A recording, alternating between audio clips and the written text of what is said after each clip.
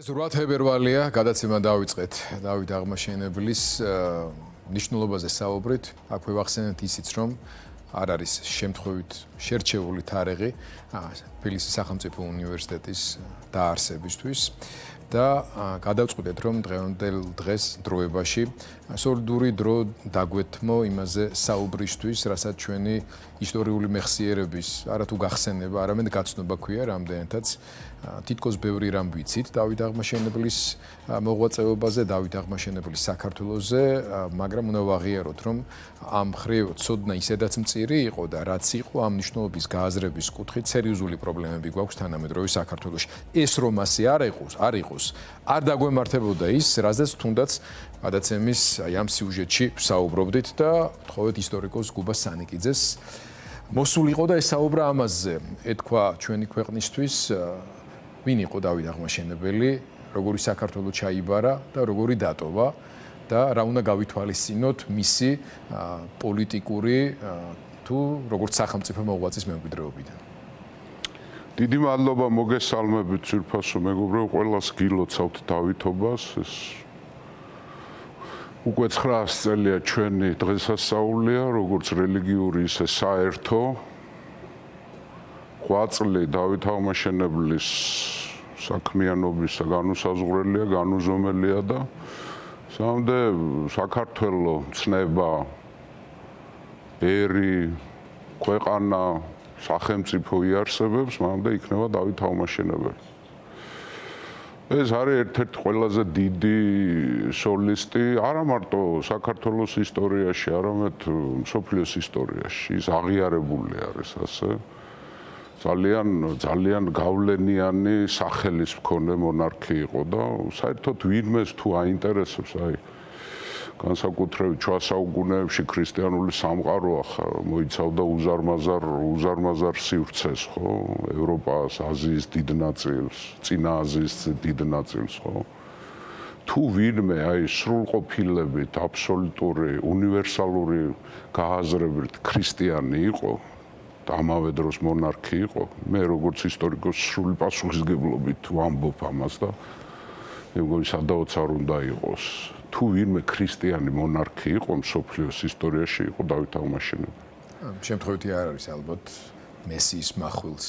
მესიის מחვილის ტიტული ეს არ ქონდა არავის. მესიის מחვილობა არ ნიშნავს სამხედრო დამსახურებას, არა. მესიის מחვილი ნიშნავს სამართლის מחვილი. მესია რახან სამართალია, რახან ჭეშმარიტება იესო ქრისტე, ხო? იესო ქრისტეს מחვილი იყო ის. და მთელი მისი მოღვაწეობა 36 წლიანი მეფობა, გვირგვინოსნობა ადასტურებს ამას, რომ ის მართლაც მესიის מחვილი იყო და განუზომლად და ძალიან ხშირად გაუგონარი და შეუცნობელი საქმიანობა ჩვენს ისტორიაში. მე ერთი რამ მინდა ვთქვა საერთოდ ჩვენი ისტორია, ქართველი ხალხის ისტორია, მე ვთვლი, რომ იყოფა ორ ნაწილად. ბევრ ნაწილადაც იყოფა, მაგრამ ახლა ამ გააზრებით ამას ვამბობ. ეს არის საქართველო თემურლენგამდე და საქართველო თემურლენგის ლაშქრობის მერე. თემურლენგამდე საქართველო ეს არის სუბიექტი ისტორიის, ძლიერი მოთამაშე, ძლიერი სახელმწიფო, პრეტენზიებით, ამბიციებით, მათ შორის ბაგრატიონების გვარის ამბიციებით. ბაგრატიონები ყოველთვის ფიქრობდნენ იერუსალიმს. იერუსალიმის თემა საერთოდ დღესაც აქტუალურია, იმიტომ რომ იერუსალიმი არის სამი დიდი რელიგიის ცენტრი, ხო და თემურლენგის მერე ჩვენ ისეთი დარტყმა მივიღეთ, ისეთი მძიმე დარტყმა მივიღეთ, რომ ჩვენ ცნობიერ დამცირდა, დაკნინდა, დაუპატარავდით, გონიერად, ფსიქოლოგიურად, სახელმწიფოებრივად, თვითშეგნებით. თემურლენგის ლაშქრობის მერე და ჩვენც ამას მივეკუთვნებით დღევანდელი ქართული დამცრობილი საქართველო დავარქვათ ასე. ძალიან ბევრი რამ ჩვეულებრივი დღევანდელი ქართველისთვის გაუგებარია თემურლენგამდე საქართველო როგორი იყო. და თემურლენგამდე საქართველოში ყველაზე ძლიერი ფიგურა იყო დავითი. ახლა რა რეფორმები, რა მემკვიდრეობა დაგვიტოვა, ხო საერთოდ მემკვიდრეობის თემაზედაც მინდა ვისაუბროთ. დღევანდელი მსოფლიო, რასაც ვიღებთ გიორგი ახლა და ძვირფასო მეგობრებო, დაიწყო ძალიან დიდი წინააღმდეგობა, კონფლიქტები, ურთიერთაგრესია, გადანაწილება დაიწყო. ახლა ბევრჯერ გვისაუბრია, მეორე მსოფლიოს შემდგომი სამყარო დამთავრდა და ყველა რაღაცას ითხოვს. ვიღაცას რაღაცები არ მოწონს, ვიღაცა სტატუს კო არ მოწონს, ვიღაცა უფრო ძლიერი და სუსტის დაჩაგვრა და ეს პროცესი დაიწყო, ხო, ვინმეს მოწონს თუ არ მოწონს, მშვიდობა დამთავრდა, ხო? ომების პერიოდია, ხო, დემონსტრირება ძალის, დაბრუნდა ძალის სამართალი. არა სამართლის ძალა, არამედ ძალის სამართალი და ყველა თუ დაუკვირდებით თავის ისტორიას იყენებს და პროპაგანდის სახესაც ღებულობს რა, ძალიან ხშირად. ჩვენ მეზობლები ავიღოთ, ხო? ხა თუ გინდა თურქები რასაც ჩვევიან თავისი სერიალებით, ხო? იგივე ბრწყინვალე საუკუნე, რომელიც სულეიმან კანონზე გადაიღეს, ახლა ოსმალეთის იმპერიის ყველაზე დიდი მონარქი, მათი დავით აღმაშენებელი დავარქვათ, ხო? ნომერ პირველი სულთანი. ეს არის პროპაგანდისტული საშუალება და ძალიან დიდი გავლენებს იპოვებენ. რუსები იღებენ ისტორიაზე ფილმს, ბევრ რაღაცებს ამატებენ, ბევრ რაღაცებს იგონებენ და ჩვენ ნახეთ რა დღეში ვართ. მულტფილმი ვერ გადავიღეთ ჩვენს ისტორიას, უფრო მეცაც გეტყვით. დღევანდელი ხელისუფლება მარტო კი არა, საქართველოს მოსახლეობა, ქართველ ხალხს და ქართველ ერს შეგნებულად არ ვახსენებ. წარმოდგენა არა გვაქვს ჩვენ დავით აღმაშენებლის მემკვიდრეობას და არ ვიყენებთ ამას. თუნდაც პროპაგანდისტული თვალსაზრისით. არ ვიზეიმეთ თბილისის დაბრუნება, არ ვიზეიმეთ დიდგორის 9-სლოვანი გამარჯვება, ხო, არაფერი არ გვინდა. და საერთოდ თუ დაუკვირდებით დავით აღმაშენებლის მემკვიდრეობასთან მიდის ბრძოლა. დავით აღმაშენებელი ჯერ რუსეთის იმპერიას არ აწყობდა, რა თქმა უნდა, და მერე საბჭოთა კავშირსაც არ აწყობდა, იმიტომ რომ მაშინ რუსეთის იმპერიისა და საბჭოთა კავშირის პოლიტიკა გულისხმობდა რას, რომ რუსებზე მაგრები არავინ არ არიან და ყველა ხალხი გადავარჩინეთ ჩვენ. და დამკვიდრდა კიდევაც განსაკუთრებით საბჭოთა პერიოდში დამკვიდრდა ეს, რომ არა რუსები ქართველი ხალხი არ ვიარსებებდით. ვერ გადავრჩებოდეთ. საქართველოს ქართველი ხალხი არასრულფასოვნების კომპლექსით უნდა იყოს დაავადებული, რომ ჩვენ აფერი არ შეგვიძლია მარტო. ჩვენ ბრძოლაც კი არ შეგვიძლია. ჩვენ ვიღაცას უნდა მივებათ. ჩვენ ისტორიული პარაზიტები უნდა გავხდეთ. ვიღაცის სხეულზე მიბმულები.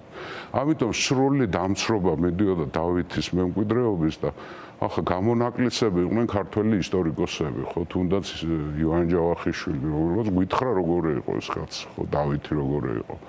რაღაცა მცდელობები იყო დავითის ღვაწლის ამაღლებისთვის, მაგრამ ყოველთვის ებრძოდნენ დავითის მემკვიდრეობას და ყველაზე გასაკვირი ის არის, რომ დამოუკიდებელი საქართველოს დღევანდელ საქართველოში ებრძვიან დავითის მემკვიდრეობას. რომ მაშინ საქართველო იყო ფაქტიურად კავკასიური იმპერია შექმნა ამკაც. რა ჩაიბარა 16 წლის ავიდა ტახტზე. დაქცეული, ამოგდებული ქვეყანა.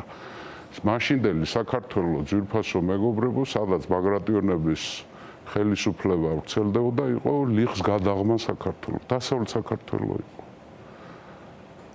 ტახტზე იყო გიორგი მეორე, დავითის მამაცი კაცი იყო, მაგრამ არ იყო დიდი მეფე რა და ბევრჯერ დამარცხდა სელჯუკებთან ომში, ხო, სელჯუკებმა გადაგვიარეს მაშინ.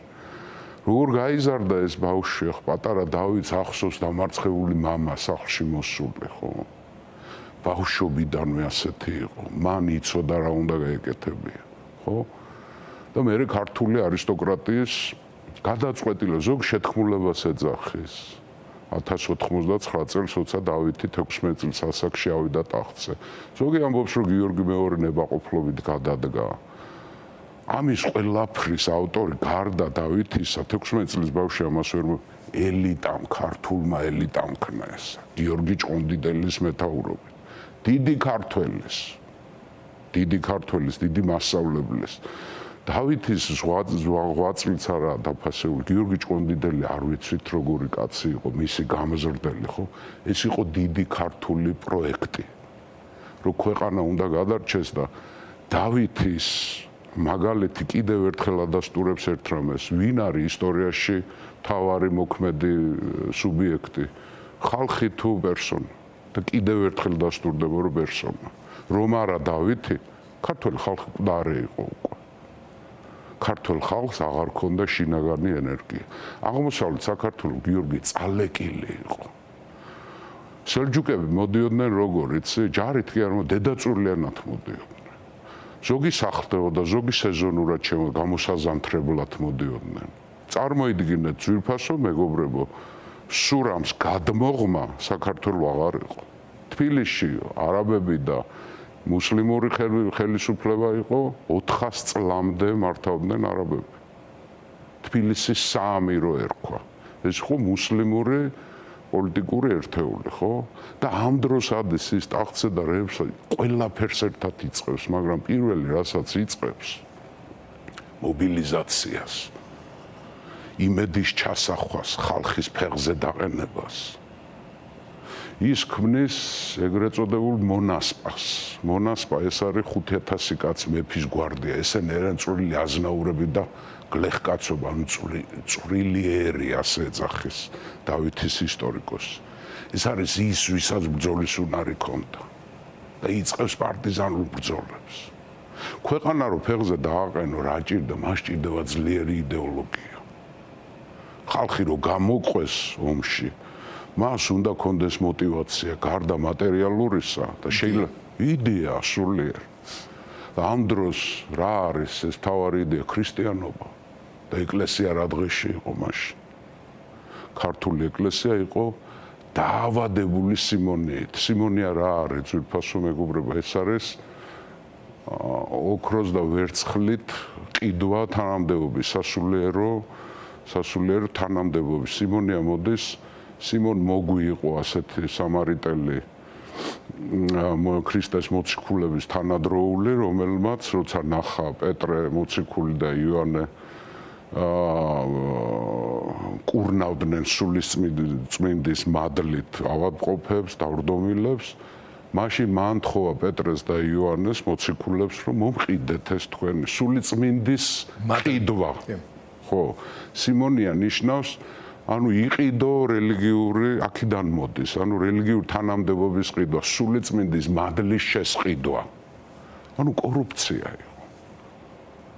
არ იცოდნენ ესა რა ქვია ბიბლია, არ იცოდნენ სახარება, წესები დარღვეული, არაფერი. ნადრ გიორგი ათონელი როცა იყო ჩამოსული, მინდა რომ ახსენო როგორ შეფასება მიცა მაშინ არსებობით არის. გიორგი ათონელი მანამდე ბაგრატ დავითის პაპის დროს, ბაგრატ მეოთხის დროს რო ჩამოვიდა ბიზანტი და გაოგნდა მაშინ ამ სიმონიის მასშტაბებით ამ კორუფციით ეკლესიაში და ბაგრატ მეფეს და ქართულ არისტოკრატიას ეუბნა რა ტაძრებს, რა საეკლესიო სიმდიდრეებს აგროვებთ, როცა ამდენი მშიერი, ამდენი ქრიობოლი, ამდენი უპატრონო ყავთ ქვეყანაში. გიორგი ათონელი დიდი კაცი არის, ძალიან ბევრმა არ იცის ქართული ეკლესიის რელიგიურ იურიდიულისა ავტოკეფალიის რელიგიურ იურიდიული დამტკიცება გიორგი ათონელმა მოახერხა, როცა 1055 წელს თუ არ ვცდები, როცა ის ანტიოქიაში ჩავიდა და ანტიოქიის პატრიარქთან ჰქონდა მას დებატები. ჩვენ მშობელი ეკლესია. ჩვენ ვართ ანტიოქიის წიაღიდან ბევრს ეშლება რომ კონსტანტინოპოლის წიაღიდან ვართ, არა ანტიოქიის წიაღიდან არის ქართული ეკლესია, ხო? ეს ახლა ბევრმა იცის, ხო? აი გიორგი ათონელის იდეების დამკვიდრება გადაწყვიტა გიორგი ჭყონდიდელმა და დავითმა და რუისურბნისი. ეს არის გაძევება უღირსობისა ქართული ეკლესიიდან. პანღურით გაყარა და მოიყვანა ღირსეული ბერები. და გიორგი ჭყონდიდელმა და დავითმა იხემძღვანელეს გიორგი ათონელის პროექციით და პროექტით. ის განახორციელეს და ღირსეულები დააბრუნეს. თან როგორი რაღაცა გააკეთა დავითმა, საეკლესიო და საერო ხელისუფლების დუბლირებაც კი გააკეთა, როცა მე ის გააკეთებს სამეფო კარის რეფორმას და მთავრობას შემოიღებს, ხო? ვაზირთა საბჭო, სადაც 8 ვაზირი იქნება, ანუ მინისტრთა კაბინეტს რა, მინისტრთა კაბინეტი სასწაულებს აკეთებს, ხო? 4 მთავარი მინისტრი და 4 უმცროსი ვაზირი, ხო?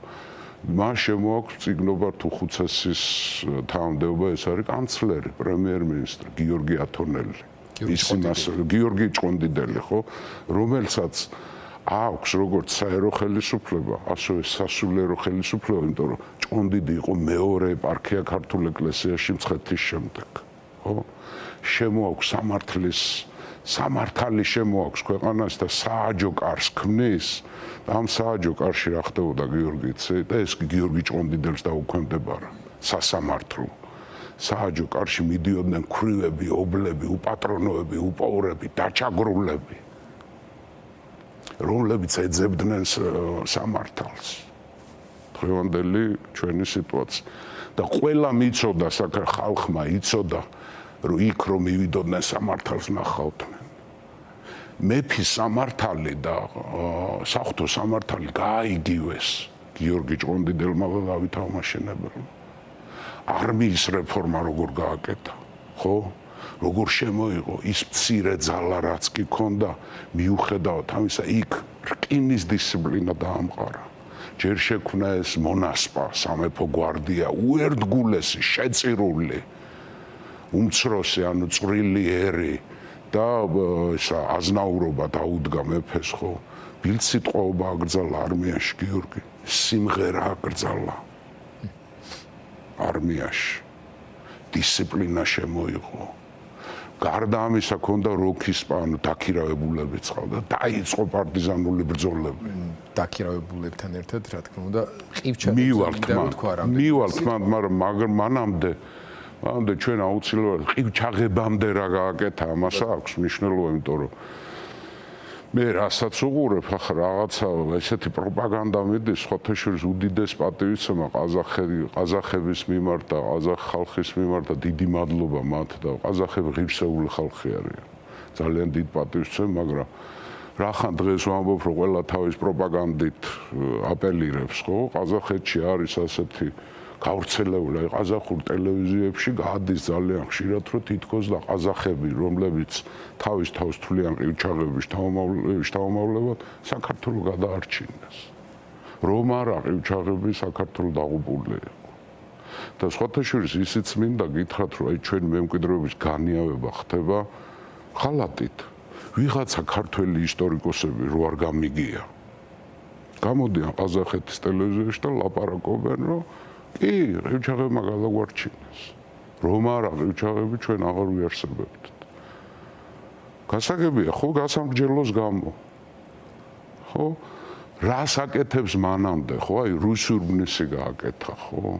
სამხედრო რეფორმა დაიწყო კახეთის შემოერთება. კახეთი, რომელიც გაორგულებული იყო, დაშლილი იყო. კვირიკიანთა დინასტია, რომელიც მართავდა, კახეთი დაიბრუნა. გადააყენა ხო მეფე კვირიკე მაგრამ არ წაართვა მეფობა მის შვილს აღსართანს დატოვა ის მაგრამ აღსართანი როგორ მოიქცა სელჯუკების მხარეზე გადავიდა ისლამი მიიღო გიორგი საერთოდ და საქართველოს მეფეს გაუორგულდა და მე იძულებული გახდა რომ დავითს უკვე სერიოზული ზომები მიიღო და მაშინ კახელმა დიდ აზნაურებმა გათოკეს ის აღსართანი და მოგვარეს მეფეს მოღალატე აღსართანი ქვეყნისაც, ხალხისაც და ღმერთის მოღალატე იყო ის და ამას მოყვა ერწუხის უმძიმესი ბრძოლა სელჯუკების კავკასიურ სახელმწიფოებთან, როცა განძის სახანო და წამოვიდნენ სულ დიდი კოალიცია ერწუხის ბრძოლა.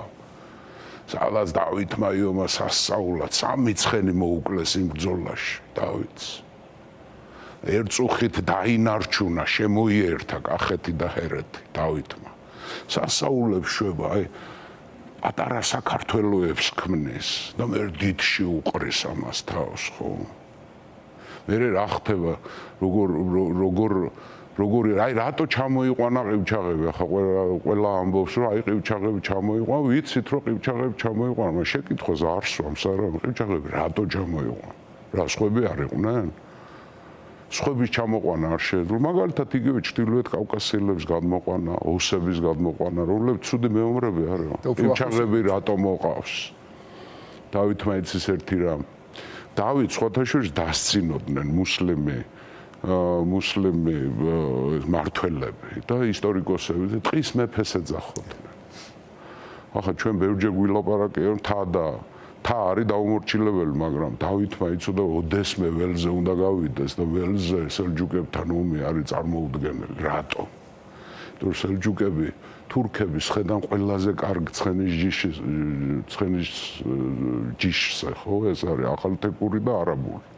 ქართველები ველზე მათ წინააღმდეგობას ვერ გაუწევდნენ. დავით ჭირდებოდა მსუბუქი კავალერია. ისეთივე როგორც ისინი იყო. და ესენი იყვნენ თურქული ტომები. ამიტომ ჩამოიყვან თურქული მოდგმის ხალხი, ჩამოყვანასაც გააჩნია, ხო? ხო, რაოდენობებით სადაო არის, ხო, ბევრი იძახის რომ 40,000 ოჯახი ჩამოიყვანა, იმიტომ რომ ძველი ცნობა არის აქედან რომ 40,000, მაგრამ ერთი შეკითხვა მაქვს, მე დიდგორში 15,000 რატო არის, 40,000 რატო არა? ხო. ამიტომ ბრძოლაში მობილიზება იქნებოდა მსუბუქი კავალერია დევნისთვის ველზე წინააღმდეგობის მობილური მხედრობა ჭირდებოდა, ხო? და მე ეს ყველაფერი ყივჩაღების ჩამოსახლება, მათი გაქრისტიანება, საჩაასახლა, როგორ ჩაასახლა, მათი რეინტეგრაცია, უпроსოდ ინტეგრაცია ქართულ საზოგადოებაში, ხო? საკმაოდ ტკივნეულოდ მიდიოდა, ხალხი უკმაყოფილო იყო, იმიტომ რომ საყივჩაღო გადასახადი შემოიღო დავით. დავითზე ბევრი ლექსები არ არის. როგორც თამარზეა ბევრი ლექსები, იმიტომ რომ შრომაში და ბრძოლაში ყავდა ხალხი. ხო?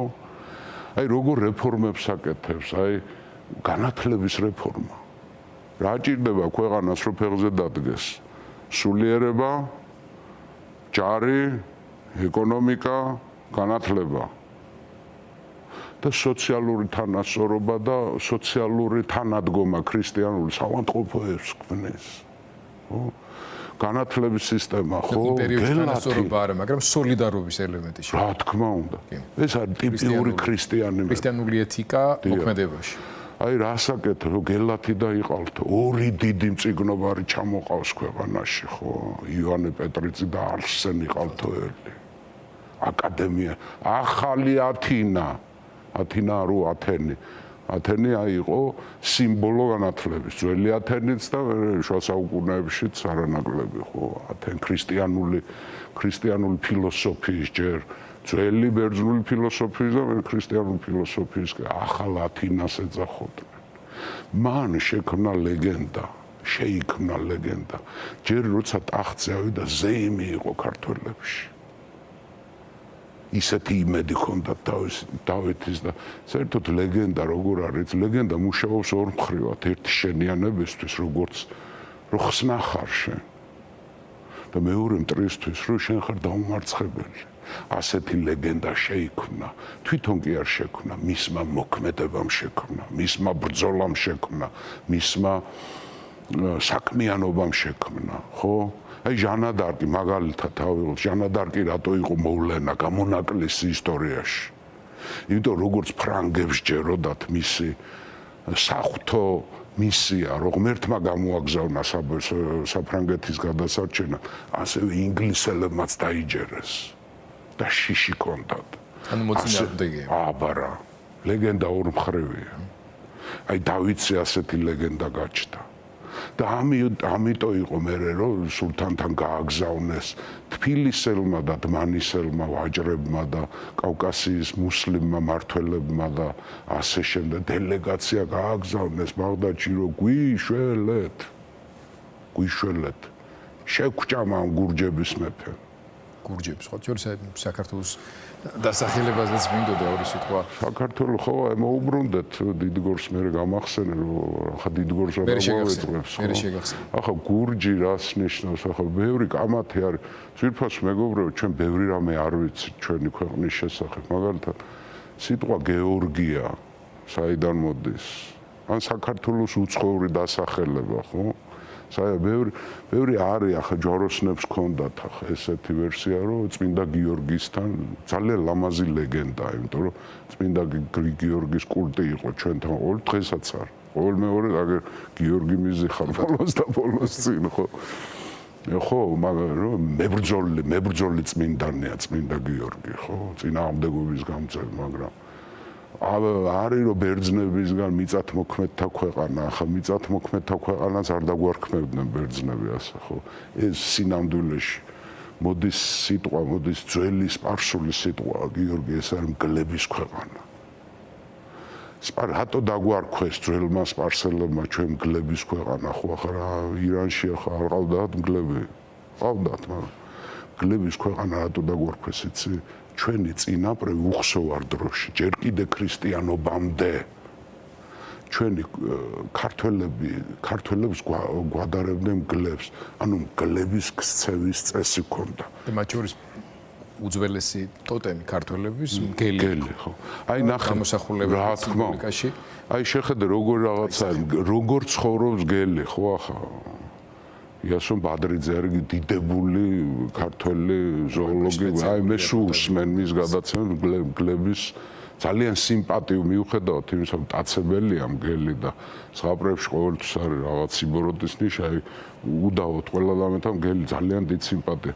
აი როგორ იქცეოდნენ ჩვენ მგლები ვიცხოვრობდნენ, ქართველებს ამიტომ გვადარებდნენ მგლებს, მონოგამები არიან. ანუ არ არის მრავალწოლიანობა, მონოგამია, ისა პოლიგამია ქვია. არ არის თუნდაც პოლიანდრია, მრავალქმრიანობა, რომელიც იყო სხვათა შორის, სხვადასხვა ხალხის. მგელი არის ერთგული. ერთგული არ თავის ტერიტორიის სამშობლოში იცავს ბოლომდე. ერთგულია თავის სიყვარულეს. მგელს რო პარტნიორი მოუკვდება, გინდა ძუს, გინდა ხვაც, ის მარტო რჩება. მგელი არის თავგადაკლული მშობელი, როგორც ძუმგელი ისე მამრი მგელი. მგელი არის კოლექტიური სოციალური ცხოველი არის, ხო? მგლები ვიცხოვ, ამიტომ დაგვარქვეს ჩვენ მგლების ქვეყანა ძველმა სპარსელებმა და მერე გადავედა გურჯ, გრუზიაც სპარსეთიდან არის შესული, ისე რომ არაბულში გურჯების მეფე, გურჯისტანი, მერე ხო მოგვიანებით ხო დაგვარქვეს. თურქებიც გვეძახიან, სპარსელებიც. დაუბრუნდეთ, ხო აი დიდგორი არის აპოთეოსი. მანამდე სულ პარტიზანული ერთი დიდი ბრძოლა ქონდა, ხო ერწუხი დიდი ბრძოლა იყო, დანარჩენ სულ პარტიზანულად იბრძვის, ხო და ეს ნაჩივლები ამბავი ჩავიდა იქ, ერახში ჩავიდა, გვიშველეთ ამ გურჯებისგან, თან ახე რა ხდება, როგორ იყენებს საგარეო პოლიტიკას. დავითმა გამოიყენა უბწყინვალესად საგარეო პოლიტიკა, ეს არის ჯვაროსნული ლაშქრობები. დღევანდელ მსოფლიოში ჯვაროსნული ლაშქრობა შეფასებულია როგორც ცუდი ისა მოვლენა და ევროპაშიც გავრცელებულია ახლა ლიბერალური გაფრენები ხო არის იქა რომ ეს იყო მძარცველური როგორ შეიძლება მძარცველური ყოფილიყო კაცო უმდიდრესი არისტოკრატია წავიდა სალაშქროდ იქა და არავინ არ ცოცხალი ჩააღწევდა თუ არა საერთოდ უნივერსალური ისტორია გიორგი და ძვირფას მეგობრებო არ არსებობს ანუ ყველა ერთნაირად რო აფასებს აქ რელიგიაზე არ არის ლაპარაკი მაგალითს მოვიყვან მაგალითად შუა აზიელებისთვის თემურლენგი არის აღმშენებელი ჩვენთვის არის დამაქცევარი იგივე თემურლენგი რომელიც მუსლიმი იყო ხო თურქებისთვის ბოროტი მოვლენა იყო იმიტომ რომ მან თურქების სულთანი დაამარცხა ბაიაზეთი ევროპაში თემურლენგი შეფასებულია როგორც პოზიტიური მოვლენა იმიტომ რომ თურქების მიერ კონსტანტინოპოლის აღება თითქმის 1 საუკუნით გადაწია. ხო? რუსულ ისტორიოგრაფიაში თემურლენგი პოზიტიურად არის. ხო, მართლმადიდებლები რატო არის პოზიტიურად შეფასებული, იმიტომ თემურლენგმა თოხთამეში დაამარცხა, რომელმაც მანამდე მოსკოვი აიღო და გადაწვა. ანუ რუსეთი გადაარჩა თოხთამიშისგან თემურლენგის გამო, ხო? ანუ ყველა ერთმანეთს ვადარებთ. მე გაკვირვებული ვარ ცოტა რა, ქართულ სივრცეში, ხო? არა, ჯვაროსნებზე როგორ შეიძლება ლაბა. სწორედ ჯვაროსნების ლაშქრობა მოათქმევია საქართველოს სულ. და სწორედ ჯვაროსნებთან დადო დავითმა ხელშეკრულება. არ ვიცი იციან თუ არა ძვირფასმა ქართველებმა არის ერთი ასეთი ცნობა, რომელიც არ დასტურდება ხა და ვერც დადასტურდება, იმიტომ რომ საიდუმლო ვიზიტი იყო, რომ იერუსალიმის მეფე ბოლდუინ მეორე ჩამოვიდა ფარულად საქართველოში და გეგუთის სასახლეში დავითმა და ბოლდუინმა ისაუბრეს იქა და დაგეგმეს ყველაფერი. ორი ფრონტის გახსნა. ისლამური აგრესიის წინააღმდეგ. ხო, ჯვაროსნობა იყო შედეგი სელჯუკების ქმედებაზე, რასაც ისინი შვებოდნენ 1095 წელს ევროპაში ჩადიოდა ამბები, რომ სელჯუკები განსაკუთრებით მანამდე არაბებიც იყვნენ. ახლა იერუსალიმი არაბებმა ხალიფა ომარის დროს აიღეს, მაგრამ დევნა არ იყო. თანაცხოვრება. ხო, პილიგრიმებს არ უშლიდნენ ხელს. კი, გადასახადები იყო, რელიგიური გადასახადი, ჯიზე, მაგრამ ახლა არაბები არ დაძდევდნენ ასე რა, მაგრამ მერე მოგვიანებთ, როცა ფატიმიდებსა და სელჯუკები გამოჩნდნენ, თურქი სელჯუკები, საშინელება ხდებოდა, დაწიოკება მიდიოდა ქრისტიანებს. და ამ ფატიმიდების შიიტურ დინასტიასა და სელჯუკების სუნიტურ დინასტიას შორის ომს იერუსალიმი ერთხელ დაანგრიეს. საშინლად იქცეოდნენ სელჯუკები. ჩაკეტეს გზები, პილიგრიმებს, ანუ მომლოცველებს ხოცავდნენ, ატყავებდნენ, აუპატიურებდნენ. სელჯუკებმა იერუსალიმის პატრიარქი გამოათრიეს ერთხელ წვერით და ციხეს შეაგდეს. კუბას. და ევროპაში ეს რო ჩადიო, დაიწყო ეს რეაქცია ევროპის დასავლეთს ქრისტიანული სამყაროს რეაქცია იყო და ამან ეს გამოიყენა მისი მთავარი მოკავშირე გახდა ევროპა. გეოპოლიტიკური ფანჯარა გამოიყენა ძალიან გადასარევად. ასე თქვა. ოღონდ ამისთვის ემზადა წლების განმავლობაში. ემზადა. ქვეყანა მოამზადა, ჯარი მოყივჩაღები ჩამოიყვანა და ბოლოს აპოთეოზი ეს არის, რა ქვია, დიდგორი. რაშვება, ხო? როგორ შემოიტყუა ეს ისლამური, რა ქვია, მანამდე თბილის ალყას არ ტყამს. თბილის ალყას არ ტყამს, აიღო რუსთავი, აიღო სამშვილდე, დმანის მერე აიღებს, ხო? ლორე აიღო. თბილის საამირო მოაქცია ბლოკადაში. ამიტომ მოითხოვეს დახმარება იმათმა ამხელა უზარმაზარ ჯარი. სხვადასხვა ისტორიები და სხვადასხვა ავტორები ყავს, არის ომეხი ისტორიკოსები, დავითის ისტორიკოსი, არაბი ისტორიკოსები, ალფარიკი, იბნ ალასი 200,000-დან 600,000-მდე ასახელებენ ისლამურ კოალიციას, ხო? როგორ შემოიტყვა, იმიტომ ველზე დავმარცხდებოდით ჩვენ, რიცხვი არ იყო ბევრი. აი როგორ შემოიტყუა ხეობაში.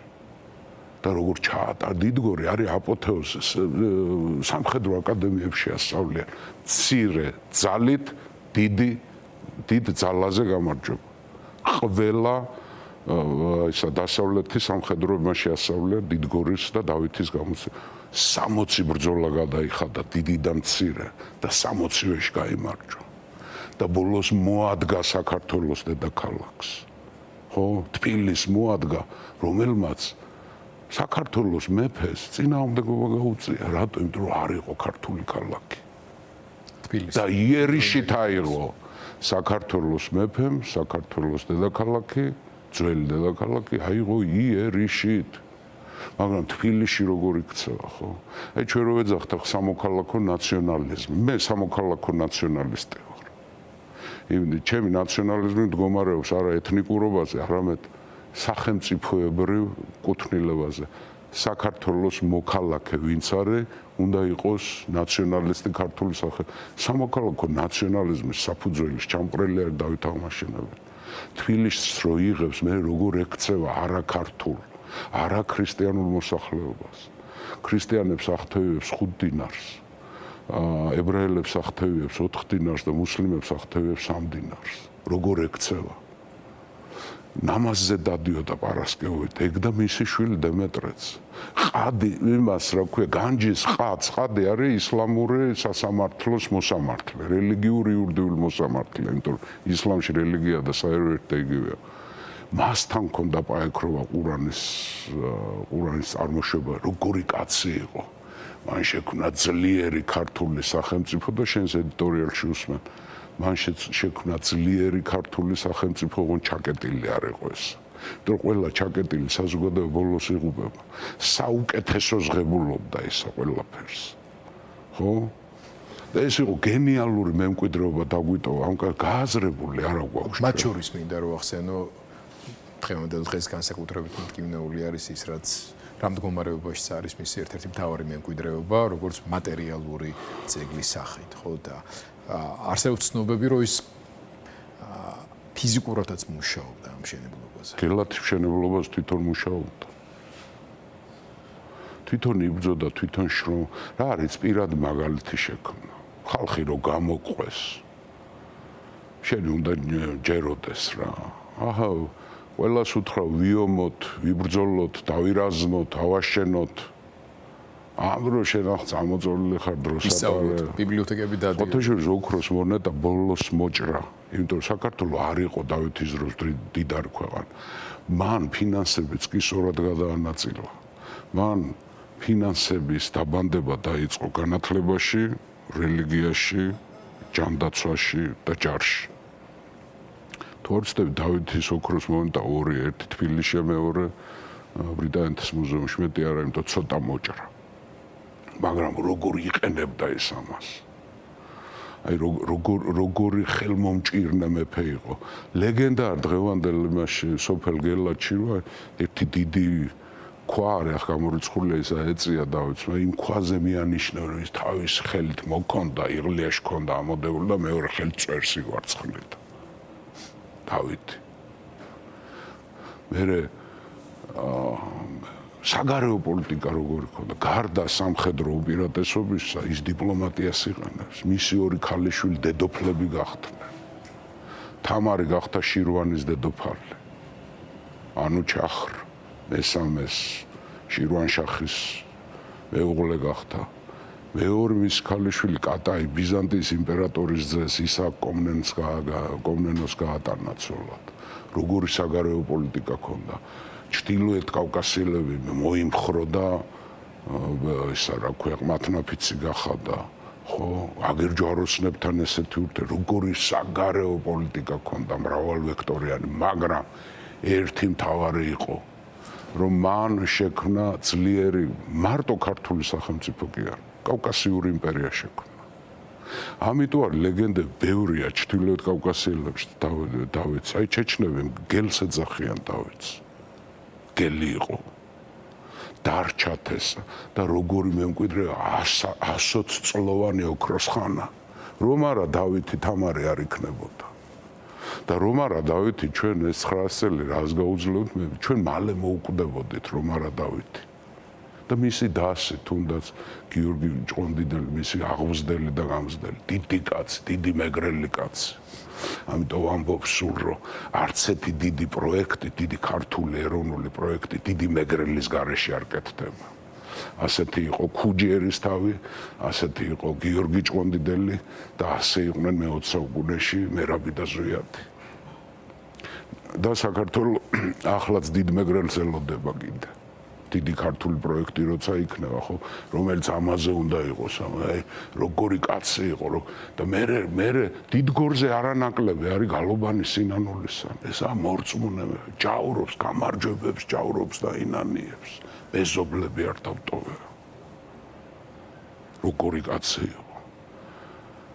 ტიტული როგორი ქონდა? მეფე აფხაზთა, ქართველთა, რამთა, კახთა და სომეხთა, შირვანშახ და შახინშახ.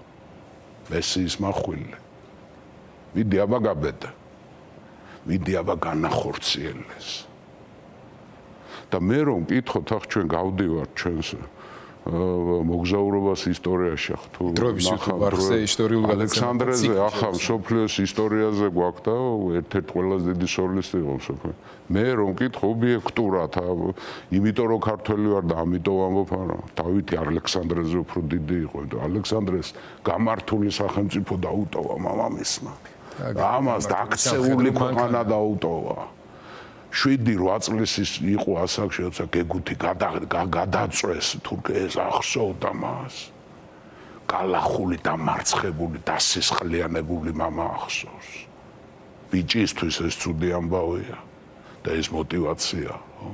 მე მაინც აიღო თბილისი. და თბილისის აღება ეს იყო უდიდესი მოვლენა მსოფლიო საქრისტიანოს ისტორიაში. მთელ საქრისტიანოში გავარდა ხმა. ის იყო ლამის იერუსალიმის აღების ტოლფასი, როცა გოტფრიდ ბულონელმა აიღო 99-ში, როცა ჯვაროსნებმა იერიშ თაიღეს, ხო, იერუსალიმი, ხო. აი ასეთი კაცი იყო, ყველაფერი ერთად. ღვთის კაცი იყო. ორი სიტყვა მინდა მაინც გათქმევინე მოვასწროთ რო კი არითმენს ამ შემთხვევაში, თუმცა ჩვენ მაყურებელს შევპირდით და შევასრულებთ ამ პირობას, რომ გარდა ისტორიულ ციკლისა, რომელსაც დროების უთუ ვარხზე ადევნებენ თვალს, ჩვენ მოვყვებით ქრონოლოგიურად ცივილიზაციის კაცობრიობის განვითარებას, ისტორიას თვეში ერთხელ სავარაუდოდ მაინც დროებაში ვეცდებით ხოლმე ის, რაც მნიშვნელოვანია განსაკუთრებით ისტორიული პარალელების სახით საზოგადოებას შეფასებები შენი მოვასმენინოთ. რო შევაჯამოთ, რა თქმა უნდა, რთულია ყველაფერი შეჯამება, მაგრამ დღევანდელობასთან მიმართებაში დავითის მემკვიდრეობა და დღევანდელი საქართველო. ვანიავებთ გიორგი. ვანიავებთ, მივიწყებული კი არა გვაქვს, არც ვიცით. აი, დავანებოთ ახლა ხელისუფლებას თავი რა. ეს ხელისუფლება არის პროდუქტი საქართველოს მოსახლეობის, ხო? და რამდენმა ქართველმა იცის ამის შესახებ, რაც და ჩვენ ვლაპარაკობთ ახლა, ხო? აი დღევანდელი რო ვანიავებთ რა ადასტურებს იცი? გელათის თანამედროვე მდგომარეობა. მეფემ რომელმაც თავის შესასვლელში დაასაფლავებია, რო გულზე დამადგან ფეხიო და გელათი ინგრევა. დავანებოთ ხელისუფლებას თავი. დაანჩენი ქართველები როგორ ვიქცე? გელათი გვახსოვს? საერთოდ თუ გვახსოვს გელათი? დავითის მემკვიდრეობა, რა იყო ეს დავითის მემკვიდრეობა, რა არის? მისი სულიერი მხარე, მისი მატერიალური მხარე, მისი სამხედრო პოლიტიკური სიძლიერე, მისი გააზრება, ხო? მისი ევროპული დასავლური, ასე ვთქვათ, მისი ევროპასთან კავშირი, ის კი არა რომ მომხმარებელი ხარ მარტო და უსაფრთხოების მომხმარებელი, არა, გამცემი. ჯვაროსნული სახელმწიფო, აი ილღაზი, ვინც დაამარცხა დიდგორში ილღაზი, ნაჯმადინ ილღაზი, კოალიციის მეთაური, მან 3 წლით ადრე ჯვაროსნები ანტიოქიასთან სისხლიანი ველის ბრძოლა. ისე დაამარცხა მთელი ევროპა, ისე დაამარცხა, რომ 20 ჯვაროსანი რაინდი გადარჩა მარტო. დიდგორამდე. ამიტომ ჩაუყენეს ილღაზის სათავეში კოალიციურ ჯარს. ამიტომ იყო რომ აქ რო შემოვიდა, ამიტომ იყო რომ გაიქცა აქიდან. თავში დაჭრილი დიდგორში. ჯვაროსნებს მოერივნენ მაშინ, საქართველოს ვერ მოერივნენ და ის კოალიცია რატო წამოვიდა, იმიტომ რომ იმ ისლამურ სამყაროში ორ ფრონტზე უწევდათ ევროპელებთან ახლო აღმოსავლეთში და დავითთან კავკასიაში, ხო და უპირატესობა დავითს დადეს, რომ ჯერ ეს უნდა დავამარცხოთ. ამას თუ არ მოუარეთ, იმათ ჩვენ ვერ მოერევით. და ამ ორ ფრონტზე აირჩიეს საქართველოს განადგურება. და ამიტომ დახვდა, აი ყველაფერი განსაზღვრული ქონდა დიდგორის ბრძოლაში, რომ გაჭედა ეს ისა რა ქვია, ეს ამხელა კოალიცია, რომ გაჭედა მანგლისის ხეობაში. თბილისი ზარზე იმითელოდებოდა მუსლიმურ კოალიციას. ზარზე იმითელოდებოდა და მიადგა მერე ხვადიმგელივით თბილისს, ხო? ეპიტაფი დავამთავრეთ მაშინ. დროებით. გავიხსენებ ახლა ეს არის ვინ შეაფასა დავითის მოღვაწეობა. ვის ნაჭარმაგებს თუ შემეშლება მაპატიეთ, გავიხსენებ ბავშვობიდან მან ჩემმა მასწავლა ეს 7-8 წლის ვიყო იმის მერ. არსენ იყალთოელმა შეაფასა მისი ღვაწლი, ხო? ვის ნაჭარმაგებს მეფენი 12-ნი პურად დამესხნეს.